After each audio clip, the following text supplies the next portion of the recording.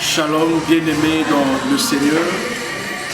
C'est une joie pour moi d'être encore ensemble avec vous pour partager sur la parole de Dieu. Voilà pourquoi, bien-aimés dans le Seigneur, nous sommes en train de parler sur le mystère de l'aigle. Et le sous-thème que nous avons commencé à développer, c'était un cœur pour l'autre. Bien-aimés dans le Seigneur, Dieu désire que nous régnions. Dieu désire que nous régnions. Il veut que chacun de nous, chaque chrétien, chaque enfant de Dieu, chaque aigle doit régner. Si tu veux entrer dans ta destinée, tu dois mourir à toi-même. Si tu veux rentrer dans ta destinée, tu dois mourir à toi-même. Il est très important, bien-aimé dans le Seigneur, pour être grand, il faut faire mourir les choses de la petitesse, pour laisser la place à la grandeur de se manifester. Bien-aimé dans le Seigneur, si tu mets l'amour en premier, Dieu aussi te mettra en premier. Donc avant toute chose, mets d'abord l'amour. Ne vois pas l'argent, ne vois pas d'abord les biens matériels, mais essaie de voir ce que Dieu veut. La première des choses, c'est l'amour. C'est à cause de l'amour que Jésus-Christ est venu mourir sur la croix. Celui qui était à la croix, c'est Jésus. Et celui qui était ressuscité, qui est assis à la droite du Père, c'est le Christ qui est assis au trône de la grâce. Voilà pourquoi, bien-aimé dans le Seigneur, l'amour rend grand, bien-aimé. Et c'est l'amour qui libère sa faveur. Lorsque cet amour libère sa faveur, et bien-aimé dans le Seigneur, tu vivras des grandes choses. La Bible dit, dans Jean chapitre 13, le verset 35, il dit, à ceci, tous connaîtront que vous êtes mes disciples, si vous avez de l'amour les uns pour les autres. Nous sommes en train de parler, bien-aimés, un cœur pour l'autre. Si vous avez de l'amour les uns pour les autres, on saura, bien-aimés, que nous sommes les disciples du Seigneur. Voilà pourquoi nous sommes dans le livre de Proverbes chapitre 30, le verset 19. Le mystère de l'aigle, un cœur pour l'autre.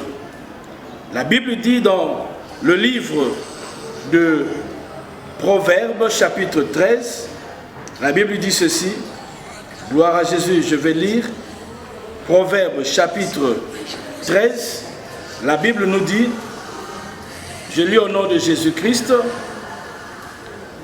les traces de l'aigle dans les cieux, les traces du serpent sur le rocher, les traces du navire au milieu de la mer. Il y a aussi, bien aimé, les traces de l'homme chez la jeune femme.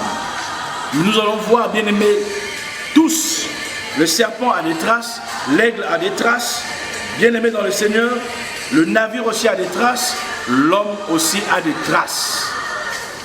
Mais une chose, bien-aimée, j'aimerais que nous puissions être des aigles. L'aigle est visible, bien-aimé, dans le Seigneur, mais ses chemins sont invisibles. Le serpent est visible, mais ses chemins sont invisibles. Le navire est visible, mais le chemin du navire sur l'eau est invisible. L'homme et la femme sont visibles, mais le trace de l'homme sur la femme est invisible, bien-aimé, dans le Seigneur. J'aimerais que nous puissions être des aigles pour fonctionner dans l'invisible, pour fonctionner dans le surnaturel. C'est pour cela que nous sommes appelés enfants de Dieu. C'est pour fonctionner dans le surnaturel. C'est pour vivre dans le surnaturel. Bien-aimé, si dans le naturel tu as échoué, tu peux réussir dans le surnaturel. Voilà pourquoi, bien-aimé dans le Seigneur, soyez des aigles. Battez-vous pour le meilleur. L'aigle se bat pour le meilleur, bien-aimé dans le Seigneur. Je vais prendre un exemple. Le trace de l'aigle, personne ne peut le voir. Lorsqu'il fait ces choses, je donne l'exemple de Nicodème qui cherchait Jésus, bien qu'il venait de nuit. Il venait la nuit pour chercher Jésus. Il était inaperçu. Personne ne savait que Nicodème était à la recherche de notre Jésus-Christ. Bien-aimé dans le Seigneur, l'aigle, à cela ajoute la sagesse. Bien-aimé, on bâtit la vie avec la sagesse, on fait les choses avec la sagesse. La Bible dit, Dans le livre bien-aimé dans le Seigneur de Genèse, vous connaissez l'histoire. Je donne un exemple sur les traces de l'homme sur la jeune fille. Nous avons bien-aimé Joseph devant la femme de Potiphar. Joseph bien-aimé, c'est l'aigle. La femme de Potiphar, c'est le serpent. Bien-aimé dans le Seigneur, Joseph voyait le salut du peuple d'Israël. Voilà pourquoi il pouvait refuser d'aller avec la femme de Potiphar. Il a refusé d'aller avec la femme de Potiphar. Pourquoi? Parce qu'il voyait derrière lui le salut d'un plus grand nombre, le salut de ses frères, de sa famille, les enfants de Jacob, Israël. Bien-aimé dans le Seigneur, la Bible dit dans la première fois, il dit, c'est son père qui l'avait envoyé. C'est dans Genèse 37, le verset 13. Tu verras cela, il dit que c'est le père qui l'avait envoyé pour aller voir ses frères, pour prendre les nouvelles de ses frères. Mais bien-aimé dans le Seigneur, pour la deuxième fois, bien-aimé, il dit, c'est Dieu qui l'avait envoyé. C'est dans Genèse chapitre 45, le verset 8, bien-aimé dans le Seigneur. C'est Dieu. Là, c'est Dieu qui l'avait envoyé. Ce n'est plus ses frères. Voilà pourquoi, bien-aimé dans le Seigneur, imaginez que Joseph, l'image de l'aigle, l'image de Christ, tombait devant la femme de Potiphar, qui est le serpent, qui est l'image du serpent. Quel devait être le sort, bien-aimé, de tout ce monde, de toute cette famille, des enfants de Jacob, des enfants d'Israël. Bien-aimé dans le Seigneur, voilà pourquoi Joseph, comme étant l'image de Christ, bien-aimé, ainsi après avoir nous donné cette victoire, voilà pourquoi il pouvait nous dire, je vous ai donné le pouvoir de marcher sur les serpents, de craser la tête de serpent et sur toute la puissance de l'ennemi. Lorsqu'on parle de la puissance, c'est le surnaturel. Bien-aimés, nous avons le pouvoir de marcher sur le naturel. Nous avons le pouvoir de vaincre le naturel. Le serpent est naturel. Dans le naturel, tu dois être plus que vainqueur parce que tu es un aigle. Bien-aimé dans le Seigneur, fais l'œuvre de Dieu avec ton cœur. Approche-toi avec ton cœur. Sois un aigle, bien-aimé dans le Seigneur. Vis dans le surnaturel. Dans le surnaturel aussi, tu régneras. Parce que Dieu nous a donné le pouvoir. Le Christ Jésus nous a donné le pouvoir de marcher, d'écraser la tête du serpent et sur toute la puissance de l'ennemi. Bien-aimé dans le Seigneur, c'est que tu dois savoir. L'aigle, c'est un oiseau qui observe. Tu dois être observateur. Bien-aimé dans le Seigneur, dans le travail de Dieu. Observe tes frères. Lorsque tu observes, tu mets ton cœur dedans. L'aigle, c'est un oiseau qui guette. Tu dois avoir un œil sur tes frères. Un œil avec amour. Un œil avec sagesse. Tu dois... L'aigle, c'est un oiseau analytique. Avant d'engager une action, il analyse. Tu dois analyser avant de faire toute chose, bien-aimé dans le Seigneur. Le cœur dans l'autre, bien-aimé dans le Seigneur, un cœur pour l'autre. Voilà pourquoi, bien-aimé, le plus grand ennemi de l'aigle est le serpent.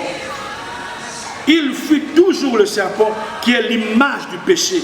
Bien-aimé dans le Seigneur, le chrétien aigle a pour ennemi le péché. À l'exemple de Joseph devant la femme de Potiphar, il a fui le péché. Bien-aimé dans le Seigneur, le péché n'est pas ce que tu connais, comme tu le dis, quelqu'un est tombé dans le kobo, comme on le dit, le langage chinois. Non, le péché c'est le manque d'objectifs. Le péché c'est manquer de cibles. C'est ça le péché. Bien-aimé dans le Seigneur, c'est ça le péché. Manquer de cibles, manquer d'objectifs, c'est ça le péché. Tout ce qui n'est pas produit d'une conviction est péché. Voilà pourquoi Joseph pouvait fuir. Bien-aimé dans le Seigneur, la force, bien-aimé dans le Seigneur, et la longévité de l'aigle est dans la discipline qu'il se donne. Donne-toi une discipline, tu iras loin. Donne-toi une discipline, tu monteras, tu régneras, tu auras des résultats dans le naturel et dans le surnaturel. Si tu veux hériter la gloire de Dieu dans ta vie, dans ton ministère, dans tes affaires, dans tes activités, bien-aimé, tu as la responsabilité de bien te conduire en imitant l'aigle. Job chapitre 39, Je vais lire ce verset pour terminer. Job chapitre 39. La Bible dit, le verset 27. Job 39, le verset 27. Je lis au nom de Jésus. La Bible dit, Job chapitre 39, le verset 27 à 30. Je lis au nom de Jésus. Il dit ceci. Job 39, verset 27. Je lis. Bouillonnant d'ardeur. Non. Je commence à partir du verset. Excusez. Je prends le verset 30. Pour vite aller. Est-ce par ton ordre que l'aigle se lève et qu'il place son nid sur le hauteur? C'est dans le rocher qu'il habite, qu'il a sa demeure, sur la cime de rocher, sur le sommet de mont. De là, il épie sa proie, il plonge au loin le regard. Ses petits boivent le sang, et là où sont les cadavres, l'aigle se trouve. Bien-aimé dans le Seigneur, la Bible dit, c'est dans le rocher qu'il habite. Mais il y a aussi le trace du serpent. J'aimerais te dire, le péché passe sur le rocher parce que toi tu es caché dans le rocher. L'aigle se cache dans le rocher. Bien-aimé dans le Seigneur, il se cache dans le rocher. Mais le trace du serpent, ça passe sur le rocher. Le péché n'a pas de pouvoir sur toi. Tout celui qui est sous la grâce, le péché n'a pas de pouvoir sur toi. Le péché ne règne pas sur toi. Tu n'es plus encore dans le péché, bien-aimé, parce que tu es sous la grâce. Que la gloire, la puissance de Dieu soit accordée. Père, je prie pour mon frère, ma soeur, qui vient de m'écouter. Laisse que Dieu de gloire, que la sagesse, l'intelligence soit son partage. Car la Bible dit, à Dieu appartient la sagesse, la puissance et l'intelligence. Père, donne-nous l'intelligence et la sagesse pour le ministère, pour être de véritables aigles. Que le Seigneur vous bénisse, que le Dieu de toute grâce vous assiste. Merci pour mes prédécesseurs, mon prédécesseur, le bishop Élisée. Que le Seigneur vous bénisse et Seigneur